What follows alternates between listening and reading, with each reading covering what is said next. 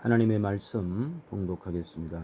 로마서 15장 4절에서 6절 말씀 되겠습니다. 로마서 15장 4절에서 6절입니다. 무엇이든지 전에 기록된 바는 우리의 교훈을 위하여 기록된 것이니 우리로 하여금 인내로 또는 성경의 위로로 소망을 가지게 함이니라. 이제 인내와 위로의 하나님이 너희로 그리스도 예수를 본받아 서로 뜻이 같게 하여 주사 한 마음과 한 입으로 하나님 곧 우리 주 예수 그리스도의 아버지께 영광을 돌리게 하려 하노라. 아멘. 오늘도 우리가 수요 예배를 같이 모여서 드리지 못하고 이렇게 동영상 설교를 듣고 또 예배를 대체할 수밖에 없는 그런 상황입니다. 이제 이 사태가 얼마나 갈지 잘 모르겠지만 그러나 우리는 이럴 때일수록 하나님의 말씀 위에 우리의 신앙이 더 굳게 세워지는 그런 기회가 될 수 있어야 할 것입니다. 오늘 말씀 보니까 로마서 15장 4절에서 6절 말씀 이제 읽어드렸는데 오늘 말씀에 인내, 위로, 소망 이런 단어들이 등장하고 있습니다. 우리에게 꼭 필요한, 지금 이 시점에서 우리에게 꼭 필요한 그런 말씀이 아닌가 하는 생각을 해보게 됩니다. 그래서 인내가 위로와 함께 우리에게 어떻게 소망을 이루어내는지를 우리들에게 가르쳐주는 그런 귀한 말씀입니다. 오늘 말씀을 통해서 우리가 비록 동영상으로 하나님 말씀을 듣지만 그러나 여러분들이 이 말씀 안에서 큰 위로를 받으시고 또 인내의 근거를 찾으시고 그래서 소망을 이루시는 그런 귀한 기회가 될 줄로 믿습니다. 그래서 4절을 다시 읽어보면요. 무엇이든지 전에 기록된 바는 우리의 교훈을 위하여 기록된 것이니 우리로 하여금 인내로 또는 성경의 위로로 소망을 가지게 함이니라 라고 말합니다. 그래서 인내와 위로가 소망으로 인도한다 라고 말씀을 하고 있죠. 이것은 로마서 14장과 15장에서 우리에게 계속 강조하고 있는 바 강한 믿음을 가진 우리가 어떻게 믿음이 연약한 자의 약점을 담당할 것인가에 관한 말씀의 연속선상에서 주어지고 있는 말씀입니다. 그 중에서도 특별히 이제 인내, 이 인내가 어떻게 우리에게 참으로 중요한가 하는 그런 부분을 지금 강조하고 있죠. 그런 점에서 이 성경에서 말하는 인내는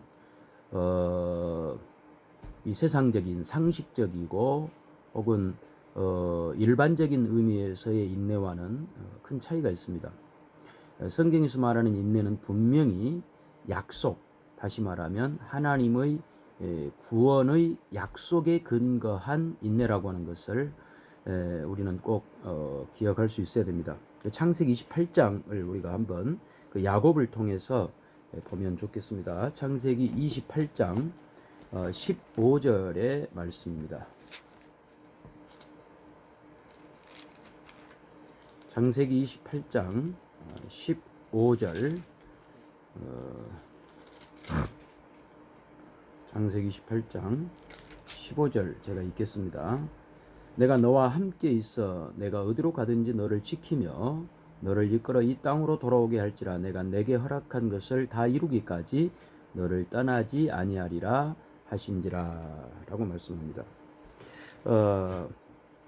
외삼촌 집으로 피난 가는 야곱에게 하나님께서 베델에서 만나주시고 그에게 축복하시고 약속하시는 장면이죠.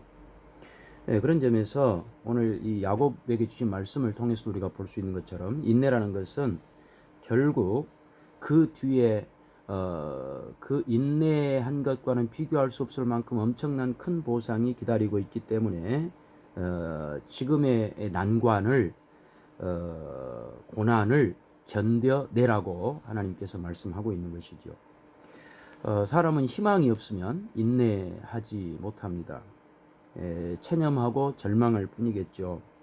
그러나 분명히 하나님께서는 야곱에게 인내의 근거를 이렇게 말씀해요. 창세기 28장 14절 보시면 내 자손이 땅에 티끌같이 되어 내가 서쪽과 동쪽과 북쪽과 남쪽으로 퍼져나갈지며 땅의 모든 족속이 너와 내 자손으로 말미암아 복을 받으리라. 내가 너와 함께해서 내가 어디로 가든지 너를 지키며 너를 이끌어 이 땅으로 돌아오게 할지라. 내가 내게 허락한 것을 다 이루기까지 너를 떠나지 아니하리라 하시니라. 그렇죠? 그러니까 하나님께서 야곱에게 승리를 약속하시지요. 하나님의 간섭과 승리케 하심으로 말미암아 야곱은 삼촌 라반의 집에서 20년간의 피난 생활을 잘 견딜 수 있었던 것입니다. 이처럼 성경에서 우리에게 인내를 요구하시는 것은 우리가 지금 당하고 있는 이 어려움과는 비교할 수 없는 엄청난 큰 보상이 있음을 전제로 하고 있는 것입니다. 그런 점에서 우리는 왜 인내해야 됩니까? 하나님이 살아계시기 때문이죠. 그 하나님께서 우리에게 은혜와 말로 다 할 수 없는 그 자비와 긍휼을 베풀고 계시고 또 그 결과 역시 하나님께서 우리에게 승리를 보장하고 계시기 때문에 우리는 인내할 수 있는 것입니다.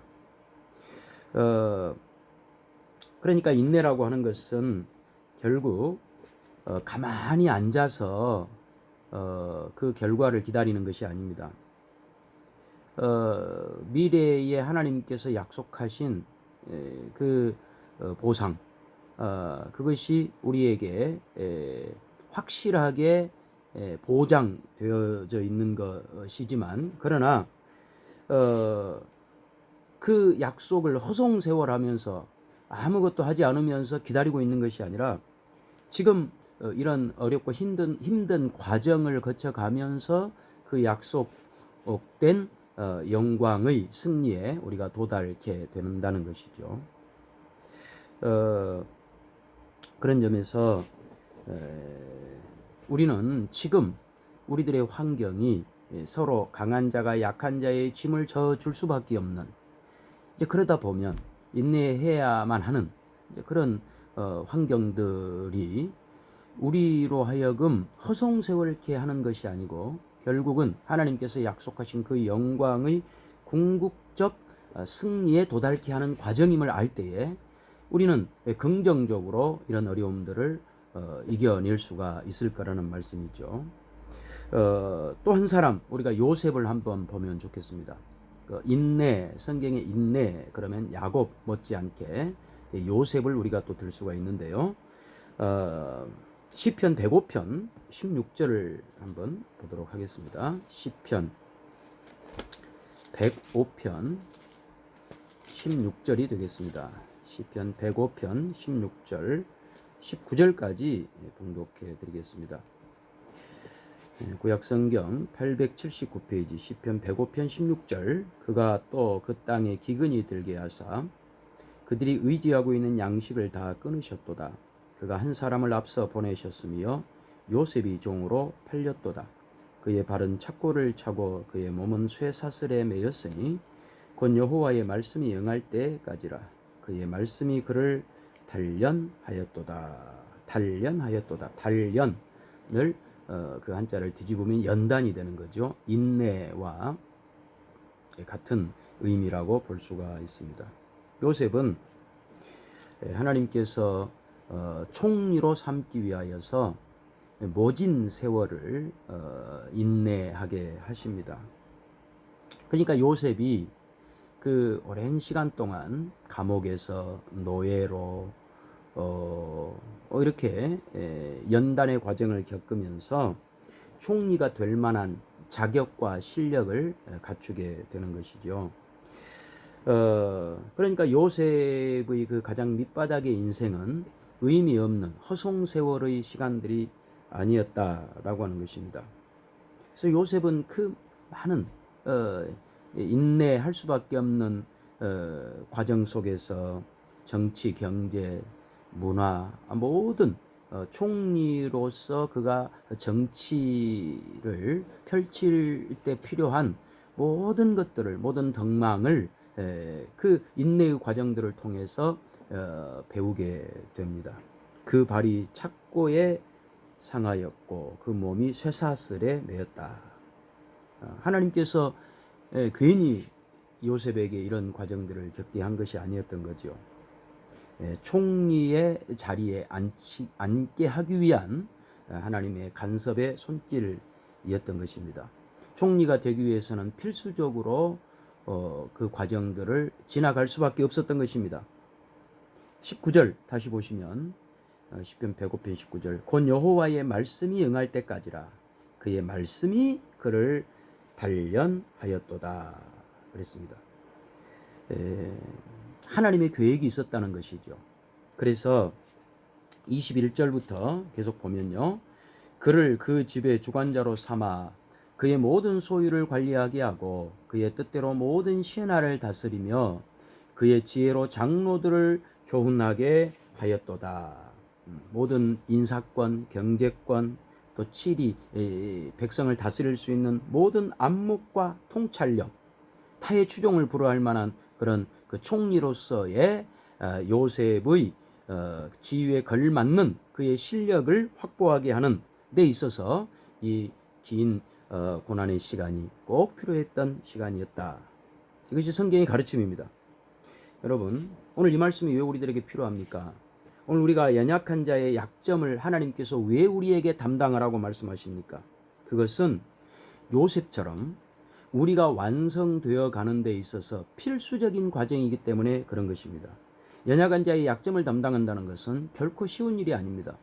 요셉이 그 긴 세월 동안 고난의 세월을 보냈던 것과 거의 다를 바 없는 이제 그런 고통이 우리에게 수반될 수밖에 없는 것입니다. 그러나 하나님께서는 그것을 통하여서 우리를 완성시키십니다. 그래서 인내와 위로의 하나님, 인내와 위로의 하나님. 그래서 왜 인내하라고만 하지 않고 위로가 거기에 붙었을까요? 오늘 본문에 로마서 15장 말씀에 인내와 위로의 하나님, 4절에 인내와 위로의 하나님. 그것은 다만 우리만 인내하라고 하는 것이 아니라 하나님께서 간섭하시겠다는 겁니다. 그것이 바로 위로입니다. 위로. 하나님의 위로가 반드시 우리와 함께 하시겠다는 것이죠. 하나님께서 아브라함에게 축복하시는 장면에서도 똑같습니다. 창세기 17장 4절을 한번 보실까요? 하나님은 하나님의 자녀들을 혼자 내버려 두지 않습니다. 너 혼자 인내해라 라고 말하지 않고 위로로 함께 하십니다. 창세기 17장 4절부터 7절까지를 보겠습니다. 창세기 17장 4절입니다. 보라, 내 언약이 너와 함께 있으니 너는 여러 민족의 아버지가 될지라. 이제 후로는 내 이름을 아브라함이라 하지 아니하고 아브라함이라 하리니 이는 내가 너를 여러 민족의 아버지가 되게 함이니라.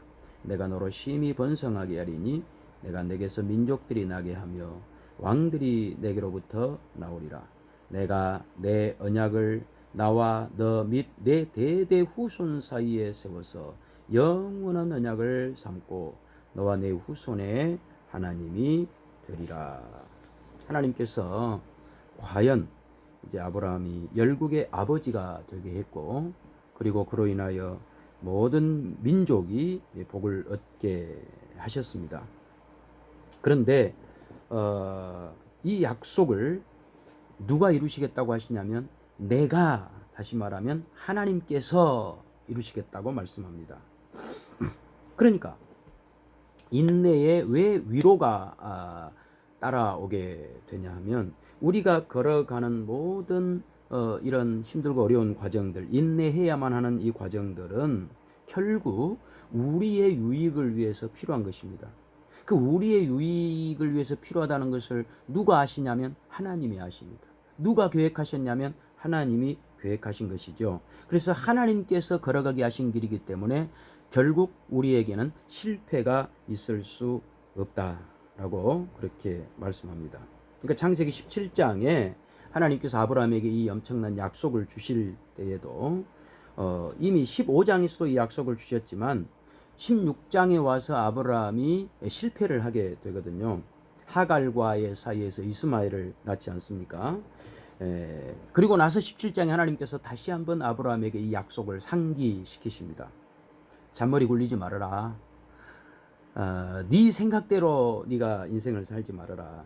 내가 너에게 약속한 것을 다 이루기까지 내가 너를 결단코 떠나지 아니하리라. 내가 너로 이 모든 약속을 이루게 하리라 라고 하나님께서 강조하고 계신 것이죠. 이 약속은 오늘 우리들에게도 동일하게 적용되고 있습니다. 어떻게요?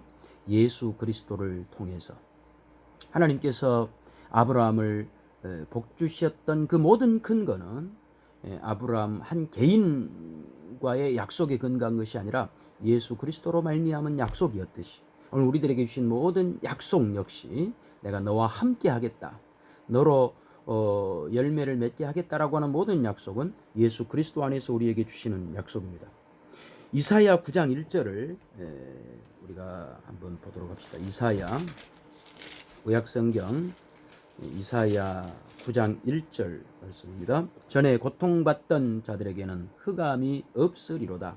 옛적에는 여호와께서 스불론 땅과 납달리 땅이 멸시를 당하게 하셨더니 후에는 해변 길과 요단 저쪽 이방의 갈릴리를 영화롭게 하셨느니라. 흑암에 행하던 백성이 큰 빛을 보고 사망의 그늘진 땅에 거주하던 자에게 빛이 비치도다.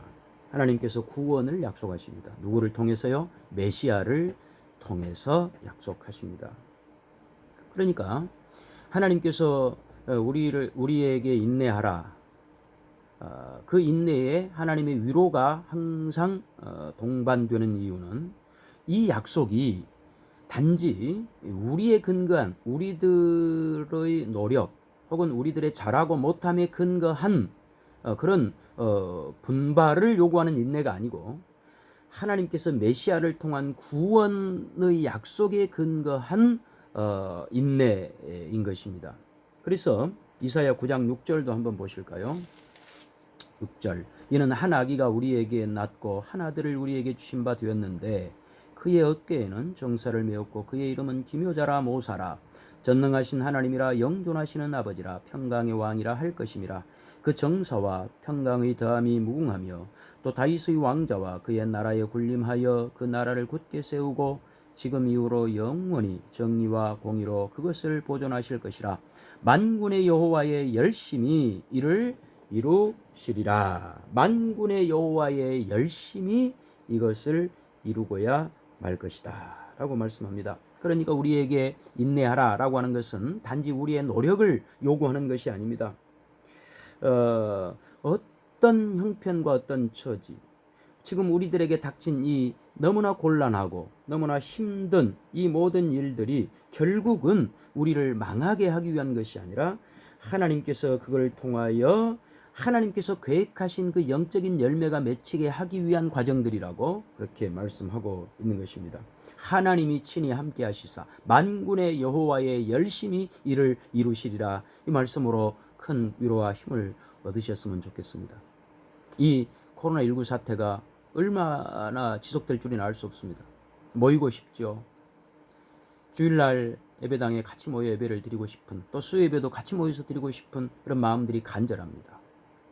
그러나 지금 전국 교회들이 어려운 시기를 보내고 있습니다. 교회뿐만 아니라 모든 자영업자들 그리고 뭐 직장생활 하시는 분들 모두가 다 힘든 시간들을 보내고 있죠. 그러나 우리 신자들이 다른 점은 우리는 하나님의 계획을 알고 있습니다. 만군의 여호와의 열심히 결국은 이루실 것을 믿고 우리가 인내해야 될 것입니다. 그런 점에서 성경이 교훈하는 인내와 위로로 말미암는 소망, 이 모든 것들을 하나님께서 주관하고 계신다 하는 것을 꼭 기억하셨으면 좋겠습니다. 어, 이제 그 다음에 이제 인내와 위로에 하나님께서 우리에게 소망을 주시는데요. 이제 우리에게 무엇을 요구하시냐 하면 그렇기 때문에 너희가 한 마음을 가지라는 겁니다. 마음이 나누어지지 말라는 겁니다. 하나님께서 역사하심을 너희가 믿는다면 인내와 위로에 하나님께서 소망을 갖게 하시기 위한 그런 과정들임을 너희가 안다면 너희는 하나 된 마음을 가지라 라고 오늘 로마서 15장 본문이 우리에게 요구하고 있습니다. 이게 무슨 말인가를 우리 빌립보서 2장 1절을 통해서 한번 확인해 보도록 하겠습니다. 빌립보서 2장 1절입니다. 그러므로 그리스도 안에 무슨 권면이나 사랑에 무슨 위로나 성령에 무슨 교제나 긍휼이나 자비가 있거든 마음을 같이하여 같은 사랑을 가지고 뜻을 합하며 한 마음을 품어 아무 일이든지 다툼이나 허용으로 하지 말고 오직 겸손한 마음으로 각각 자기보다 남을 낮게 여기고 각각 자기 일을 돌볼 뿐더러 또한 각각 다른 사람들의 일을 돌보아 나의 기쁨을 충만하게 하라 라고 말씀합니다. 사랑의 무슨 교제, 긍휼이나 자비, 좋은 일, 신앙으로 행하는 모든 일들을 행할 때에 한 마음을 가지라고 말합니다. 한 마음. 여기서 말하는 한 마음은 다툼이나 허영과는 반대가 되는 것이죠. 어떻게 우리는 그러면 한 마음을 가질 수 있습니까? 우리가 노력함으로 한 마음을 가질 수 있을까요? 그렇지 않습니다. 아무리 노력해도 한 마음 되고 싶어도 또다시 인간은 다툼과 허용으로 가게 되어 있습니다. 한 마음을 가지기 위해서 우리에게 필수적으로 요구되는 것이 무엇이냐? 5절 빌립보서 2장 5절 계속 봅니다. 너희 안에 이 마음을 품으라. 곧 그리스도 예수의 마음이니 그는 근본 하나님의 본체시나 하나님과 동등됨을 취할 것으로 여기지 아니하시고 오히려 자기를 비워 종의 형체를 가지사 사람들과 같이 되셨고 사람의 모양으로 나타나사 자기를 낮추시고 죽기까지 복종하셨으니 곧 십자가에 죽으심이라. 이러므로 하나님이 그를 지극히 높여 모든 이름 위에 뛰어난 이름을 주사. 이렇게 말씀합니다. 하나님의 뜻으로만 우리는 한 마음을 가질 수 있습니다. 예수 그리스도의 마음을 가질 때에만 우리는 한 마음을 가질 수 있습니다. 그러니까 신앙생활이라고 하는 것은 내가 남보다 얼마나 더 충성하느냐, 충성 경쟁의 싸움이 결코 아닙니다. 그렇게 되다 보면 다툼과 허용으로 하게 되는 것이죠. 나는 저 사람보다 더 열심히 했습니다. 나는 저 사람보다 더 능력 있게 했습니다. 이것은 결코 성경이 요구하는 신앙일 수가 없습니다. 신앙이라고 하는 것은 하나님의 인도하심이 가장 높고 선하며 하나님의 그 계획하심이 가장 위대하기에 우리 모두가 다 그 하나님의 지혜로우신 유일한 방법 앞에 우리가 무릎 꿇고 항복하는 전적으로 하나님 앞에 우리의 모든 것을 다 내려놓는 이것이 바로 신앙입니다. 누가 그 본을 보이셨습니까? 예수님이십니다. 하나님 앞에 모든 것을 내려놓으신 그 예수님처럼 오늘 우리들이 하나님 앞에 모든 것을 항복해야 됩니다. 그러면 거기에는 충돌이 있을 수 없습니다. 다툼이나 허영은 결코 있을 수 없는 것이죠. 왜 성도들이 다툼과 허영을 버리지 못합니까? 하나님 앞에 온전히 항복하지 않기 때문입니다. 자기 힘과 자기 능력, 자기 방법을 더 앞세워서 충성 경쟁하기 때문에 거기에 항복이 없게 되는 것이죠. 그래서 성경이 이렇게 말합니다. 너희 안에 이 마음을 품으라. 인내와 위로에 하나님이 너희로 그리스도를 본받아 서로 뜻이 같게 하여 주사라고 했던 로마서 15장의 말씀과 같은 말씀이죠. 우리는 꼭 이 말씀을 기억하셨으면 좋겠습니다. 인내와 위로의 하나님을 제대로 안다면 우리는 하나님 앞에 항복할 것입니다. 하나님 앞에 항복한다면 우리는 모두 한 마음, 한 뜻을 가질 수밖에 없습니다. 어떤 형제가 형통하면 형통한 대로 거기 하나님의 뜻이 있습니다. 누가 고난을 당한다면 고난을 당한 대로 거기 하나님의 뜻이 있습니다. 지금 우리들의 걸어가는 모든 일상이 형통하면 형통한 대로 지금처럼 지금 이 시대에 얼마나 어렵습니까? 지금까지 많은 전염병들을 우리가 경험해 왔지만 이번 전염병처럼 이런 초유의 사태, 경험해 보지 못한 이런 일들이 지금 우리에게 있지 않습니까? 그러나 우리는 믿습니다. 이 속에도 하나님의 뜻이 있음을 믿습니다. 그래서 우리는 인내할 수가 있게 되는 것입니다. 그렇게 함으로써 이 모든 일을 통하여서 우리가 한 마음을 가질 때에 하나님의 영광을 높이 드러낼 수 있다고 우리 오늘 로마서 15장 본문은 말씀합니다. 하나님의 영광, 여러분 우리는 하나님의 영광을 드러낸다라고 하는 부분을 늘 정리할 필요가 있습니다. 하나님께서는 어떻게 우리를 통해 영광 받으실까요? 우리가 먹을 것 안 먹고 입을 것 안 입고 지하철역에서 껌 팔아서 한 푼 두 푼 모아서 갖다 바치는 이제 그런 방식으로 하나님 앞에 영광을 나타내는 것일까요? 결코 그렇지 않습니다. 하나님이 영광을 나타낸다라고 할 때에 그 하나님의 영광은 우리를 못되게 하고 우리에게 착취하고 우리의 작은 것까지도 빼앗아서 하나님의 영광을 나타내겠다는 것이 아니라 하나님의 영광은 우리를 복되게 함으로 나타내는 것입니다. 그래서 한 마음을 가지라. 그래서 인내와 위로의 하나님께서 소망을 이루실 뿐만 아니라 그것을 위하여 우리가 한 마음이 되게 하는 이 모든 일들은 결국 하나님을 좋게 하기 위한 것이 아니라 우리를 좋게 하기 위한 것입니다. 우리를 복되게 함으로써 하나님의 영광이 나타난다는 것을 꼭 기억하셨으면 좋겠습니다. 그 대표적인 예가 아브라함이 100살에 그 아들 이삭을 바친 사건입니다. 아브라함에게 하나님께서 명령합니다. 너는 모리아 산에 가서 100살이 얻은 내 아들 내 독자 이삭을 바치라. 아브라함의 그 반응이 참으로 놀랍습니다. 아들을 바치는데 새벽 일찍 일어나서 이삭을 데리고 모리아 산으로 갑니다.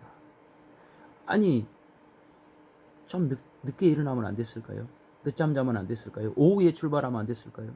그런데 아브라함 무슨 신나는 일이라고, 그게 무슨 좋은 일이라고 새벽에 일찍 일어나서 성경에는 없지만 아마 휘파람을 불고 간 것 같은 그렇게 이삭을 가서 바칩니다. 결국 이삭을 잡으려고 하는 그 순간 하나님께서 아브라함아 아브라함아 다급한 목소리로 내가 나를 사랑하는 줄 이제 알았다. 하나님께서 아브라함에게 말씀하십니다. 이 말 무슨 말씀일까요? 아브라함의 믿음이 이렇게 대단했구나. 우리에게 그런 대단한 아브라함의 믿음을 본받으라고 하는 것이구나 라고 우리가 생각할 수도 있습니다. 그것도 물론 중요한 메시지이기도 합니다. 그러나 성경은 이보다 더 중요한 것이 있습니다. 아브라함 100세에 그 아들 바친 사건을 통해 우리에게 말씀하고 있는 것은요, 도대체 하나님은 어떤 분이기에 100살에 낳은 아들 이삭을 바치라고 했을 때 아무런 갈등도 없이 다짜고짜 이삭을 바치려고 했겠느냐는 겁니다. 하나님이 도대체 어떤 분이셨기에, 아브라함은 그 하나님을 어떤 분으로 알았기에, 그래서 이 사건에서 핵심은 하나님이 누구이셨기에 아브라함이 그렇게 했겠느냐. 이것이 요점입니다. 이것이 핵심입니다. 도대체 하나님은 어떤 분이기에 아브라함이 그렇게 전생애를 바쳐서 순종할 수 있었느냐. 거의 조금의 망설임도 없이 새벽에 일찍 일어나서 그의 아들을 갖다 바칠 정도로 아브라함이 그런 전적인 순종을 바칠 만큼 하나님은 도대체 어떤 분이셨는가. 그 이야기를 하고 있는 것입니다. 이것이 아브라함이 이삭을 바친 사건의 핵심 내용입니다. 오늘 이런 말씀들을 근거로 우리들에게 너희는 한 마음을 가져라, 한 뜻이 되어라 라고 말씀을 합니다. 왜냐하면 하나님과 우리가 믿는 하나님이 크신 분이기 때문에 그렇습니다. 우리가 믿는 하나님은 부족함이 없는 분이시기 때문에 그렇습니다. 우리 모두를 다 만족시키고도 남을 하나님이시기 때문에 너희가 다투지 말라는 겁니다. 싸울 이유가 없다라고 말씀합니다. 성도들이 왜 한마음을 갖지 못하느냐, 한뜻을 갖지 못하느냐 하면 아직 하나님이 누구이신지를 몰라서 그런 것입니다. 신앙이 덜 자라서 그런 것이지요.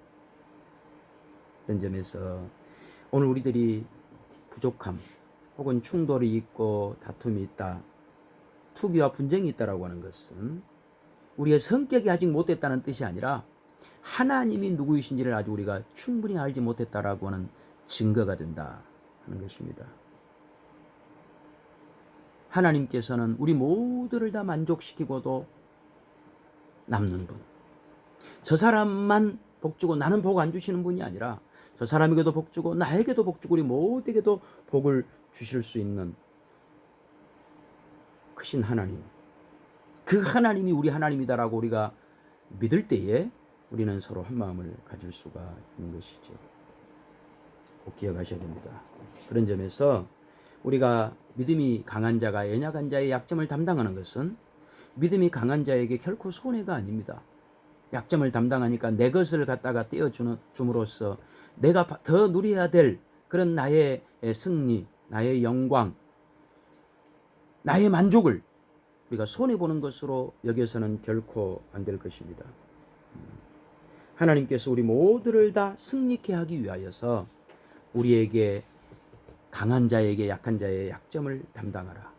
하나님은 우리 모두를 다 넉넉하게 채우고도 남는 분이시기에 믿음이 강한 자가 약한 자들의 약점을 담당하는 것은 우리 모두를 복되게 하기 위한 하나님의 계획하심이고 인도하심이라고 하는 것을 기억하시기를 바랍니다.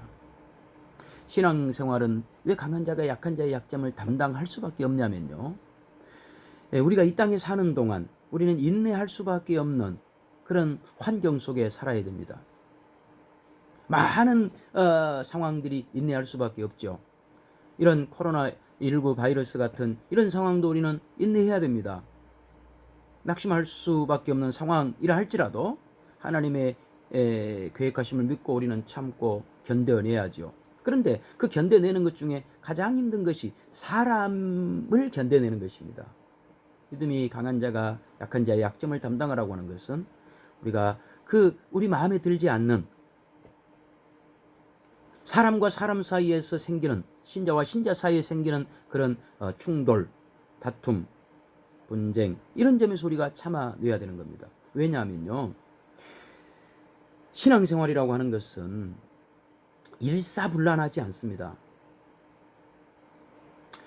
신천지 사람들이 요즘에 TV에 많이 등장을 하는데 그 사람들이 무슨 큰 운동장에 모여서 카드 섹션, 저 북한 사람들이 집단 체조 하듯이 저 신천지 사람들이 무슨 색깔로 다 일사불란하게 어떤 것을 맞추는 것처럼, 그것이 카드 섹션으로는 할 수 있을지 몰라도 실제 우리의 삶은 그렇지 않습니다. 일사불란하지 않습니다. 어렵습니다.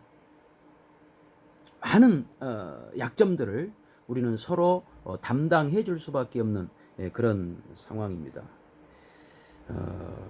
교회는 의외로 말도 많고 탈도 많고 싸움도 많고 시비도 많습니다. 우리 인생이 그렇듯이 말입니다. 우리 인생이 말처럼 그렇게 쉽게 잘 정리가 되지 않지 않습니까? 그러나 우리는 이것을 어떻게 볼 것인가? 이것을 부정적으로 보는 것이 아니라 그 과정 속에서 그래서 인내할 수밖에 없는 그 인내에 하나님의 위로가 함께하는 것이고, 또 그래서 소망을 이루는 과정들이 되는 것입니다. 그러니까 우리가 서로 견뎌줄 수밖에 없는, 서로 약점을 담당해 줄 수밖에 없는 이런 환경들이 결국은 우리 모두를 완성시키는 그런 과정이라고 하는 것입니다. 예를 들어서 비가 하늘에서 내려오면 저 바다에만 바다로 바로 떨어져 버리면 그 비는 아무 역할도 못하고 끝나버릴 것입니다. 그러나 그 비가 저 산꼭대기에 내리고 이 메마른 대지에 내리면 그곳에서 식물이 살게 하고, 그것이 또 시냇물로 쫄쫄쫄 흐르면서 거기에 짐승들이 또 그 물을 먹고 자라고, 또 그것이 논으로 가서 곡식들을 키우고, 또 강으로 가서 물고기들을 키우고, 그리고 마지막에 바다로 가는 것이죠. 그러니까 그 물이 가는 모든 구비구비, 어쩔 때는 그 구비구비가 아슬아슬합니다. 그러나 그 구비구비, 시내와 강 구비구비를 돌아가면서, 그러면서 그 하늘에서 내린 비가 모든 역할들을 하는 것처럼 우리의 신앙도 마찬가지라는 것이죠. 살다 보면 아슬아슬할 때가 얼마나 많습니까? 힘들고 어려워서 내가 과연 이 어려움을 견뎌낼 수 있을 것인가? 이 어려움의 끝은 어디인가? 이런 아슬아슬한 순간들이 우리에게 많이 있습니다. 하늘에서 내린 비가 아슬아슬 강줄기 구비구비 치면서 바다로 내려가듯이 우리 인생도 그럴 때가 많다는 것이죠. 그러나 그 순간순간들이 다 필요 없는 시간들이 아니라 그 속에서 하나님께서 우리를 완성시키고자 하시는 하나님의 계획들이 이루어지고 있는 순간들이라고 하는 사실을 여러분이 꼭 놓치지 않으셨으면 좋겠습니다. 꼭 이 말씀을 여러분 기억하셔야 됩니다. 지금 이 시대는요, 남의 짐을 잘 지려고 하는 시대가 아닙니다. 사람들이 결혼할 때의 첫 번째 조건이 이해심 많은 사람이라 그럽니다. 근데 하도 요즘에 이해심 많은 사람을 눈을 씻고 찾아봐도 없기 때문에 결혼을 젊은이들이 잘 안 하려고 한다 하는 이야기도 있습니다. 여러분, 이해심 많은 사람을 나는 배우자로 선택하고 싶어요. 그럴듯한 이야기인 것 같지만 어떤 면에서는 이기심의 발로일 수도 있습니다. 사람은요, 기본적으로 이해심을 갖기가 쉽지가 않습니다. 그럼 저 상대방도 나에게 이해심을 요구할 것 아닙니까? 서로 이해해달라고 하는 이 충돌이 부딪히게 만드는 것이죠. 여러분, 그렇지 않습니다. 저 사람에게 이해심을 요구할 것이 아니라 내가 이해해주는 것이 더 우리에게 급선무입니다. 서로 이해해달라고만 요구하다 보면 큰 싸움이 일어날 수밖에 없는 것이죠. 항복해주는 것입니다. 내가 믿지는 것입니다. 내가 양보해주는 것입니다. 이것이 우리를 복되게 합니다. 늘 저 사람으로부터 내가 이해심만을 받아내는 것이 나를 훌륭하게 만드는 것이 아니라 내가 양보해주고 내가 져주고 내가 항복해주는 것이 결과적으로 우리를 키운다는 것을 우리는 인생을 살면서 신앙생활 해오면서 얼마나 많이 깨닫고 있습니까? 여러분, 우리들에게 하나님께서 이렇게 눈물 흘릴 수밖에 없는 이 고통의 끝이 어디인지 알 수 없을 것 같은 이런 고난의 순간들이 우리에게 있다 할지라도 그것이 우리에게 유익이며, 이 모든 고난들은 예수 그리스도를 우리에게 아낌없이 허락하신 우리 주님께서 우리를 완성시키고자 하시는 그 계획 속에 포함되어 있다고 하는 것을 꼭 기억하시면서 이 어려움들을 겪으셨으면 좋겠습니다. 여러분에게 준 이 짐들이, 우리를 짓누르는 이런 어려움들이 우리를 패망시키게 하기 위함도 아니고 우리를 손해보게 하기 위함도 아니고 우리를 완성시키기 위한 하나님의 계획이라고 하는 것을 잊지 마시고, 많이 힘들고 어려우실 줄로 압니다. 사랑하는 성도 여러분, 영광제일교회 성도 여러분, 힘을 내십시오. 위로와의 하나님 함께 하십니다. 여러분의 인내가 결국 여러분들로 하여금 소망을 이루게 하고 완성을 이루게 하실 것입니다. 기도하겠습니다. 하나님 아버지, 감사합니다. 하나님의 인도하심, 하나님의 복주심 앞에 깊은 항복이 있기를 원합니다. 그리스도 예수까지도 아낌없이 우리에게 보내주신 하나님께서 지금 우리가 겪고 있는, 인내할 수밖에 없는 이런 모든 환경들이 결국은 우리를 승리케 하고 완성케 하기 위한 과정들임을 기억하고, 특별히 한 마음 한 뜻이 되게 하는 이 일을 위해서 우리가 짐을 서로 져줄 때에 이 모든 것이 우리에게 큰 승리로 완성으로 이어질 줄로 믿고 인내하는 우리가 되게 하옵소서. 예수님의 이름으로 기도하옵나이다. 아멘.